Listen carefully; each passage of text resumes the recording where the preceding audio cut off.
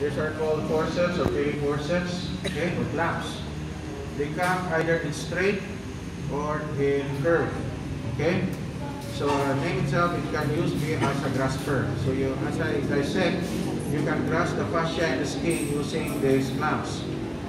Ideally, for better grip for the fascia or heavy tissue, should be two-10. Naiipon ba? With teeth. So that the teeth will add traction or resistance, no? And then you lock it. You don't have to put your fingers all the time when you retract. After you lock it, you just simply do it like that. So it will not cause much pain with your fingers when you try to retract. Okay? Same goes with the curve, no? But the curve is usually used also for blood dissection. Like example, we are dissecting for the cephalic vein. So I carefully dissect the cephalic vein bluntly, no? Alternately with sharp, no? But we will go to that later. So we blunt it. Okay? So the dissector is important, but the retractors or assistants are also equally important. The job of the assistant is to hold, okay, the tissue while the dissector is dissecting. What is important is that when you grasp it, it should be 90 degrees so that there could be a tension. Because tension assists in the dissecting. It will easily pick off the heavy tissue, no? While the dissector is dissecting. Okay? So ideally, you would have two curves and a lot of straight clamps, preferably with teeth. Okay? Next, we go to your pickup. Your pickup forceps, okay? If you notice, it can be with teeth and without teeth. For heavy tissue, like fascia and skin, then better you use the 210. So it will add more grip when you try to dissect. But as you go to finer or soft tissue and small tissue, like for example dissecting the vein and the nerve, then it would be better to use the without teeth already. Okay? The proper way to hold, by the way, of the pickup is like holding a pencil. Okay?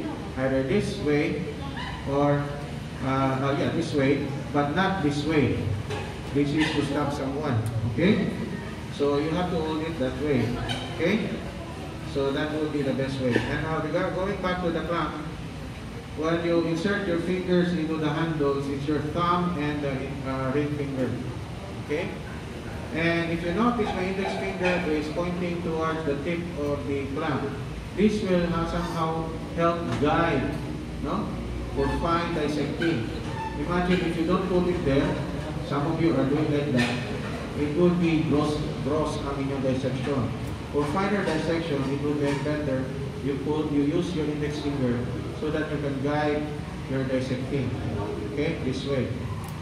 Then you lock if you want to grasp. Okay, now we go to the blades. Okay, please remove this. Now the blade are surgical blade. It comes in a surgical scalpel. You have the scalpel blade, which is the blade itself, and the scalpel handle. This is a scalpel. Okay. Ideally, what we're going to use, because we're dissecting big one, gross anatomy, no? We use the blade holder number 3. Okay, blade holder number 3 will accommodate bigger blades. Bigger blades usually in the prefix of 1. Prefix of 1, either 10, 15. Okay, you can use that blade. Because the blade number 4 will accommodate smaller blades with a prefix number 2. Blade 20, blade 21, or 22. Okay? So you can have both, okay? Especially if you're going to dissect a more smaller space or tissue or finer dissection, you use the blade 4 with a smaller blade. But for bigger tissue, like for example, cutting through the fascia and skin, it would be better to use the blade handle number 3 with the blade, surgical blade 10 or 15. Okay? Kasabot mo? So blade number 3, blade holder number 3, what blades are we going to use? Prefix 1. Okay? 10, 15. If you hold blade number 4, prefix 2. Add number 3, 1. Add even number 4, 2. Do you understand? The nice thing about this couple blade is because you can just, if the blade, surgical blade becomes blunt, you just simply replace it. And it's easily available. Okay? Some of you are using the kitchen type of blade. I have no qualms about that. But the problem is, look, as time goes by, it easily gets blunt. Kailangan lang ilisan mo tanan. Okay? So either you go to Colon, you know, this bicycle man, try to grind it, or you bring your own, what do you call this, way of sharpening it. No? Or you buy the more expensive samurai. No, the Japanese knife. The Japanese knife are very special because they fold it several times, the steel, no? So that's why it's not easily cut. That's why they use it for sushi, sashimi. Now, this will do. But of course, you should put that in your mind that eventually it will become sharp, blunt. Okay. Now, in holding the blade, it's either using your middle finger and the thumb, no, like this. With your index finger pointing towards the blade. This will also facilitate dissecting. Okay. Or you can hold it like a pencil for finer dissection. Get it? Okay. Now, when you dissect, you use the tip of the blade, okay? Not the broad side of the blade.